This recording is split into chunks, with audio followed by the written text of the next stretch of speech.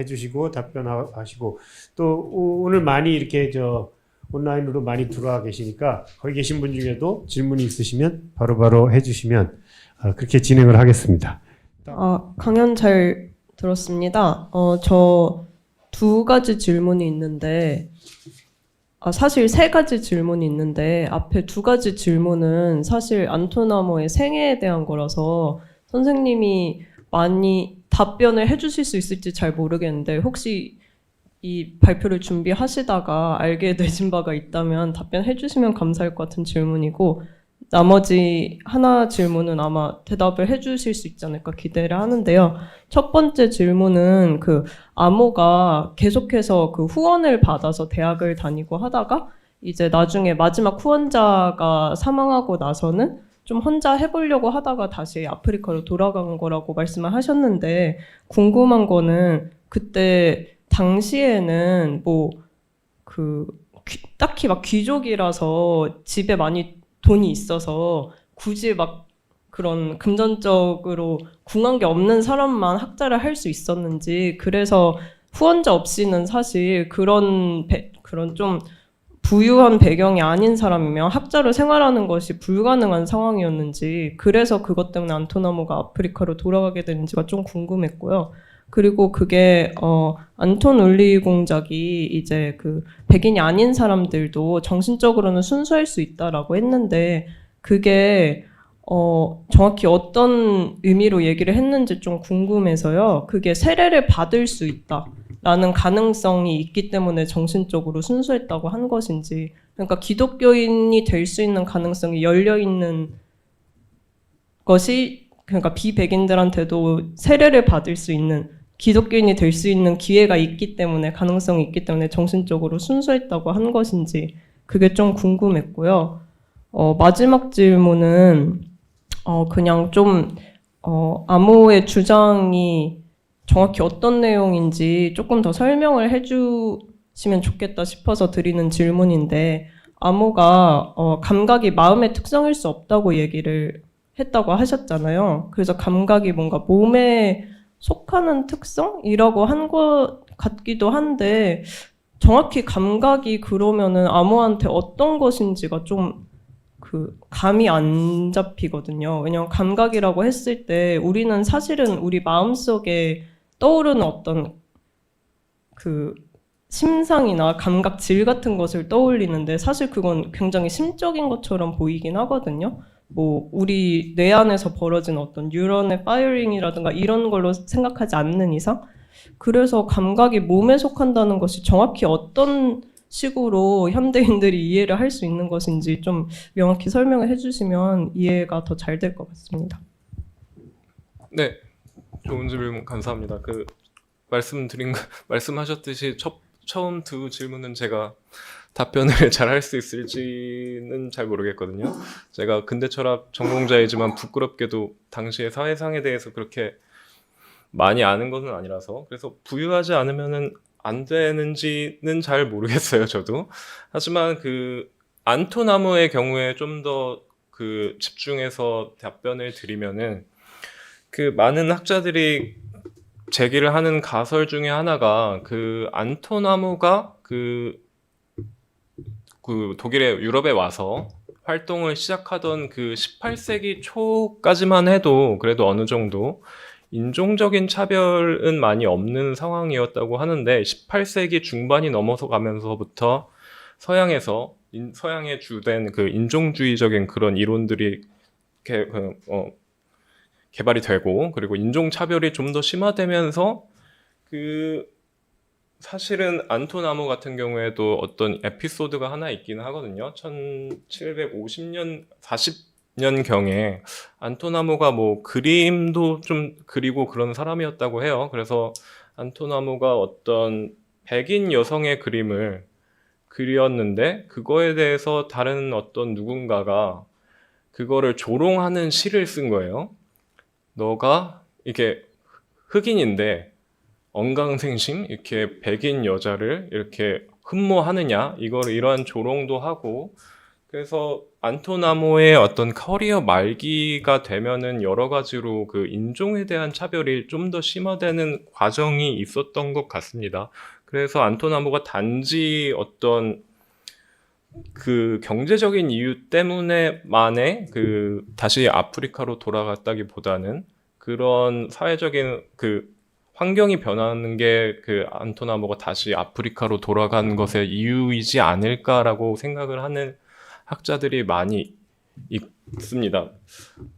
그리고 두 번째 질문 관련해서는 좋은 질문을 해주셨는데요. 그 안토눌리의 공작이 정확히 어떤 의미에서 정신이 순수하다고 했는지는 모르겠지만 선생님이 말씀하신 것처럼 그 세례를 받을 수 있음이 정말 중요한 그런 것이기도 할 것 같아요.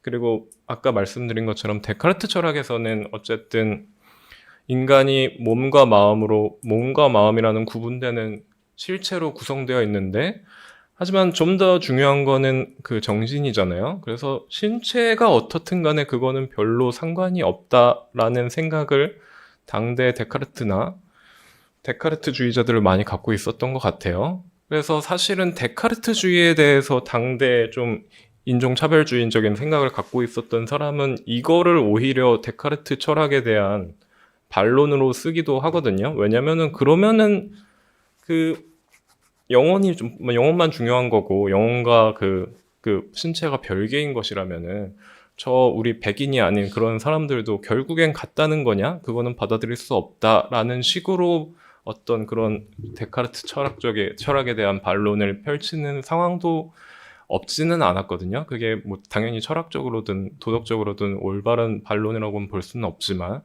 아무튼 그런 거를 따져봤을 때 뭐 그런 좀 맥락이 있지 않나 생각이 되고요. 세 번째 질문은 그래서 안토나모에게 감각이 무엇인지라는 질문이었죠. 정말 좋은 질문을 해주셨는데 그 안토나모가 그 인간 마음의 불수동성에 관하여 그 디저테이션에서 감각이 무엇인지에 대해서 정의를 하고 가거든요. 그래서 안토나모가 생각하는 감각은 감각 작용을 할 때 어떤 오퍼레이션 전체인데 사실은 우리가 감각을 한다는 것을 생각을 해보면은 그냥 현대적인 입장에서 외부 물체가 있고 외부 물체가 우리의 감각기관을 어떻게 작용을 하고 때려서 이게 어떻게 작용을 해서 우리가 어떤 심상이나 감각질 같은 거를 갖는 것을 이 전체를 어떤 감각 작용이라고 생각을 하는데 그럼 중요한 거는 두 가지 측면이 있는 거죠. 이 외부 물체로부터 우리의 신체로까지 이렇게 작용을 하는 그 작용, 두 번째로는 감각질 혹은 어떤 심상 두 개를 구분할 수가 있는데 안토나모는 보다 분명하게 첫 번째 것만 감각이고 두 번째 거는 감각이 아니라고 주장을 합니다.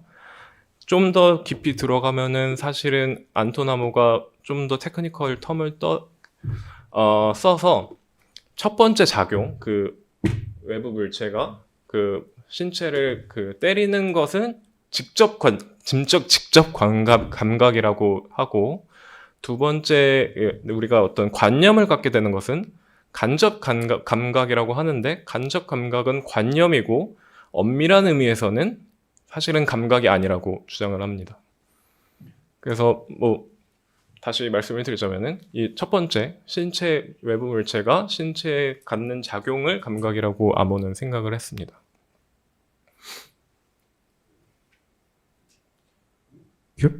저 듣다 보면서 제 생각을 그러면 지금 나온 여러 가지 용어들이 결국 이게 바운더리의 문제에 많이 걸려 있는 것 같네요. 감각도 어디까지가 감각이냐에 따라서 아까 수동성, 능동성도 얘기할 수 있고 뭐 마음의 일부분이 아니냐도 얘기할 수 있고 그러면 아까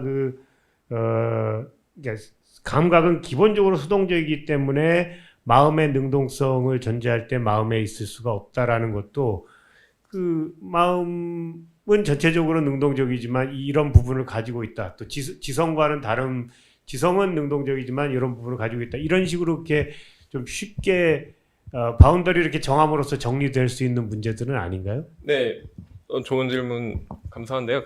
그래서 사실은 선생님께서 얘기를 하신 게 오히려 데카르트 본인이 갖고 있었던 생각은 그런 것 같거든요. 데카르트는 사실은 마음이 순수 능동적이라고 말한 바가 없고요.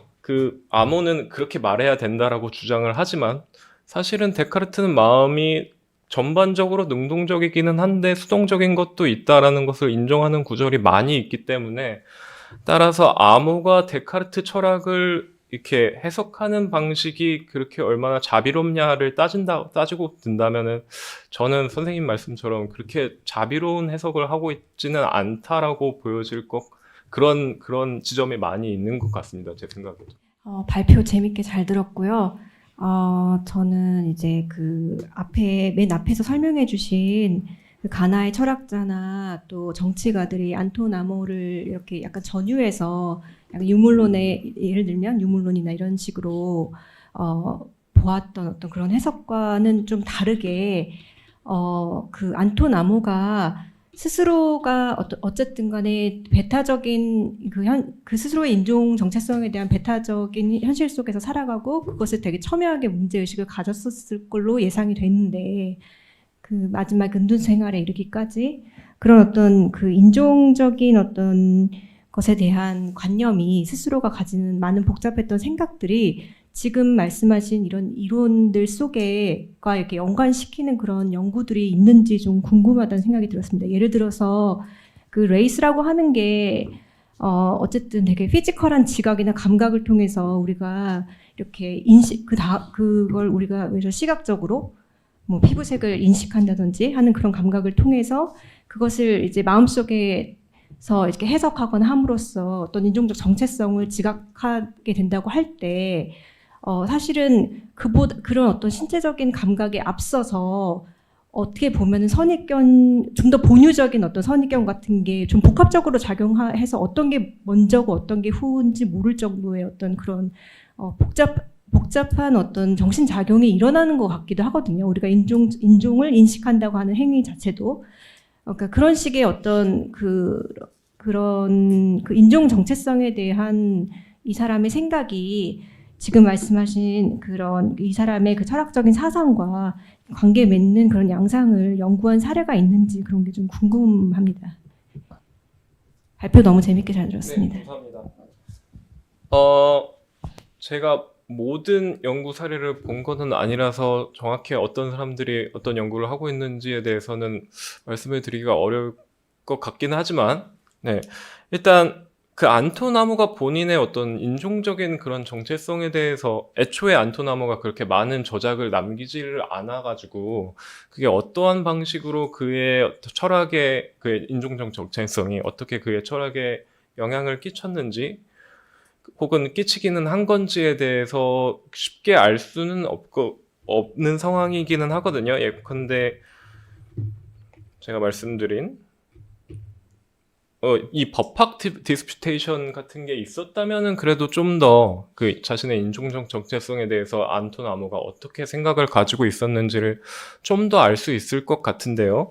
근데 이거는 지금 저작물이 남아있질 않아가지고 여기서 안톤 아모가 어떻게 말을 하고 있는지를 알 수는 좀 어려운 상황이기는 하지만 제가 하나 분명하게 말씀을 드릴 수 있는 거는 안톤 아모의 현재 주요 연구자 중에 하나인 저스틴 스미스 같은 경우에는 안톤 아모가 어떤 데카르트의 심신 이원론의 어떤 특정한 문제를 데카르트 철학의 특정한 문제를 제기를 하면서도 데카르트의 철학 자체, 특히나 심신 이원론 자체에 대해서는 문제를 삼지 않은 이유 중에 하나로 그가 어떤 흑인적인 정체성을 갖고 있었기 때문이라는 어떤 가설을 제시를 하기도 하거든요. 아까 말씀드린 것처럼 데카르트 철학에 따르면은 인간은 결국에는 정신이 더 중요한 것이기 때문에 따라서 어떤 자신이 흑인, 어떤 신체적인 어떤 특징이라는 것은 자신의 정신에는 그렇게 큰 어떤 영향을 끼칠 수 없는 그런 그런 철학적 함축이 있잖아요. 데카르트의 심신 이원론에 따르면은 그렇기 때문에 저스틴 스미스 같은 경우에는 안톤 아모가 여러 가지 문제를 제기를 하면서도 데카르트 철학에 대해서는 심신 이원론 자체에 대해서는 문제 제기를 하지 않은 이유가 그런 것이 아닐까라고 생각을 하는 고 있고 뭐 그렇게 생각하는 사람들이 그렇게 적지는 않은 것 같기는 합니다. 일단 다시 돌아가겠다고 생각했으면 뭔가 의식이 있었겠죠. 자기 인종적인 거에 대한 그죠? 그렇지 않을까 생각을 하고 있습니다. 어쨌든 뭐 정체성을 갖고 있었던 것 같아요. 안톤 아모 항상 자신을 소개할 때도 어떤 아프리카 출신이라는 것을 항상 강조를 하고 항상 세례받은 어떤 이디오피아인 이런 식으로 두 가지를 항상 말을 하거든요. 본인이 얘기를 할 때도 그렇고 남들이 얘기를 할 때도 그렇고 그래서 이 세례를 받았은 그러니까 기독교인이라는 것과 자신의 아프리카 출신이라는 것을 두 가지를 굉장히 큰 정체성의 큰 두 부분으로 생각을 하면서 살아간 것 같기는 합니다. 혹시 저 온라인에 계신 분 중에서 질문하시거나 마지막까지 듣고 계시는데 하실 말씀 있으신 분 뭐 네. 김준영 선생님 너무 좋은 발표 흥미롭게 잘 들었고요. 저는 심지어 독일에서 철학 공부를 했는데도 아모라는 사람에 대해서 정말 선생님께서 언제 사석에서 말씀하시기 전까지는 한 번도 들어본 적이 없었거든요. 그래서 너무 좋은 배움의 기회였고요. 제가 이제 들으면서 궁금해진 사항이 이제 두 가지 있어서 질문을 드리자면은 한 가지는 이 디서타지온 말씀을 하시면서 보통 그 시대의 디서타지온이 형식대로 1장에서는 개념을 분석하고 뭐라고 하죠? 정당화하고 2장에서는 그것을 이제 그 자신이 주장에 적용하고 이런 식으로 되어 있었다. 저는 그 사실이 굉장히 좀 이렇게 뭔가 관심을 가지게 되었는데 이러한 그런 이 시대의 그 디서타지온 형식이 이렇게 정해져 있었다면은 이렇게 써야 된다라고 이제 형식이 정해졌으면은 그것들이 그 시대 철학의 그런 뭐랄까 그러니까 형식의 내용을 지배할 수도 있는 거잖아요. 그러니까 뭔가 그 시대의 그런 특징적인 사상이랄지 뭐 이런 것들을 굉장히 영향을 줬을 거라고 생각을 하는데 혹시 선생님께서는 어떻게 생각을 하시는지 궁금하고 그다음에 두 번째로는 선생님께서 마지막에 이렇게 한참 논증을 정리하신 굉장히 이제 필립 멜랑히톤에서 이제 출처가 나오고 그런 너무 재밌게 잘 들었는데 안톤 아모에 대한 연구자들 사이에서 그게 중요한 문제이고 안톤 아모를 어디다가 이제 어느 줄기에다가 배치시킬 것인가 기회 원인론자인가 뭐 예정 조화론자 이런 것들이 단순히 그분들이 암호를 연구하기 때문에 물론 그거를 정체성을 이렇게 정해주는 것도 되게 중요하다고 생각하지만 그래도 무슨 뭐 사상사적으로나 뭔가 안톤 아모를 이렇게 생각했을 때 이렇게 규정했을 때 뭔가 그 지성사적의 뭐라 하지? 뭔가 블록 하나가 잘 맞춰져서 뭔가 흐름이 더 잘 이해가 된다든지 아니면은 그 사상사를 이해하는 어떠한 특정한 관점에 더 보탬이 된다든지 이런 것들이 있지 않을까. 그러니까 이렇게 이 분들이 열심히 논쟁을 한 게 아닐까. 그것이 좀 궁금해지거든요. 그래서 선생님께서 알고 계신 그런 부분이 있다면은 나눠주셨으면 좋겠습니다. 네, 이혜정 선생님 너무 좋은 질문 감사드립니다. 둘 다 제가 답변을 하기에 좀 많이 어려운 질문을 해주셔가지고 제가 제대로 답변을 할 수 있을지는 모르겠는데요. 그 디저테이션의 형식이 내용의 그 특정한 형식을 가졌고 그게 어떤 철학적인 그 이론에 영향을 끼쳤는지에 대해서는 저도 그렇다면은 그게 정말 궁금하고 좋은 어떤 주제가 그 연구 주제가 될 수 있을 것 같은데 제가 최근에 그 중앙도서관에 신청은 해놓고 관련해서 디저테이션 관련해서 당대 유럽에서의 디저테이션에 관련한 어떤 좀 유명한 책이 있었는데 지금 제가 제목은 생각이 안 나는데 구매 신청을 해놓고 제가 읽지는 않은 그런 책이 있거든요. 그 책을 읽어보면은 거기에서 좀 더 답을 찾을 수 있지 않을까 저는 생각이 되기는 하는데 제가 나중에 개인적으로 따로 어떤 책인지 알려드리도록 할게요. 그리고 두 번째 질문도 사상사적으로 어떤 퍼즐이 맞춰지는가 이것도 제가 그렇게 된다면은 더 좋기는 하겠지만 이분들이 딱히 그런 거를 염두에 두고 이 주장들을 펼치고 계신 거는 아닌 것 같고 저도 연구를 더 해서 그런 식으로 좀 더 어떤 사실은 제가 하고 싶은 작업 중에 하나가 이 지성사적인 맥락에 암호라는 사람이 그동안은 없었는데 선생님께서도 말씀하셨듯이 사실은 근대 철학자들도 지금 활동하고 있는 근대 철학자 중에서도 안톤 아모 이름도 못 들어본 사람들이 굉장히 많이 있거든요. 그래서 일단 안톤 아모에 대한 사람들이 관심을 갖고 연구를 하다 보면은 그 어떤 우리가 그 안톤 아모라는 사람 철학자를 어떤 사상화적 지도하에 어떤 점을 찍고 그렇게 될 수 있지 않을까 희망을 합니다. 제가 너무 뭐 희망찬 그런 답변만 드린 것 같지만 뭐 네. 감사합니다, 선생님. 강연 집필 프로그램 8번째 강연 새로운 철학자를 하나 소개받고 이제 앞으로 연구 과제를 많이 얻은 것으로 하겠습니다. 우리 강연해 주신 김 선생님한테 박수 보내면서 마치도록 하겠습니다.